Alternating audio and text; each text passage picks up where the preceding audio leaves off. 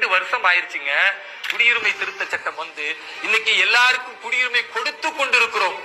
ஒரே ஒரு இஸ்லாமியர் இந்த பாரதம் முழுக்க ஏதாவது ஒரு இடத்திலிருந்து வந்து என்னுடைய குடியுரிமை பறிக்கப்பட்டு விட்டது, நான் அகதியாக்கப்பட்டு விட்டேன்னு ஒருத்த சொல்லியிருக்கிறானா?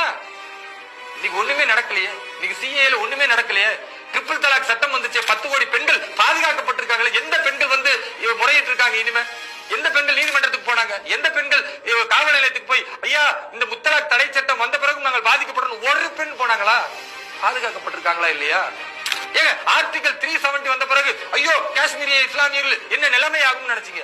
நான் சொல்றேன், இன்னைக்கு வக்ஃப் போர்டுல இங்க இருக்கிற தமிழ்நாட்டுல இருக்க ஆளூர் ஷானவாஸ், அப்துல் சமது இவர்கள் எல்லாம் சொல்றாங்க எங்களுக்கு வருமானம் இல்ல, சம்பளம் கொடுக்கணும். காஷ்மீர்ல ஆர்டிகல் 370 நீக்கிய பிறகு வக்ஃப் போர்டுடைய வருமானம் எவ்வளவு தெரியுமா? 400 கோடி ரூபாய்கள் வருமானத்தை ஈட்டி இருக்கிறது. மத்திய அமைச்சர் கிரண் ரிஜிஜு பாராளுமன்றத்துல ஆதாரப்பூர்வமா வைக்கிறாரு. வெக்கமா இல்ல உங்களுக்கு? ஆர்டிகல் 370 நீக்கினா ஐயோ போயிரும். நீங்க அவன் 400 கோடி ரூபாய் வருமானத்தை ஈட்டி இருக்கிறான். இஸ்லாமிய மக்கள் அங்க சந்தோஷமா இருக்கிறாங்க. தமிழ்நாட்டுல நாங்க சிறுபான்மை பாதுகாவல் பேச போட இந்த ஐயோக்கிய திருட்டு திராவிட மாடல் வக்ஃப் போர்டுல சம்பளம் கொடுக்க வழி இல்லைன்ட்டு வக்ஃப் போர்டு உறுப்பினர்கள் பேசுறாங்கன்னா எவ்வளவு கேவலம்.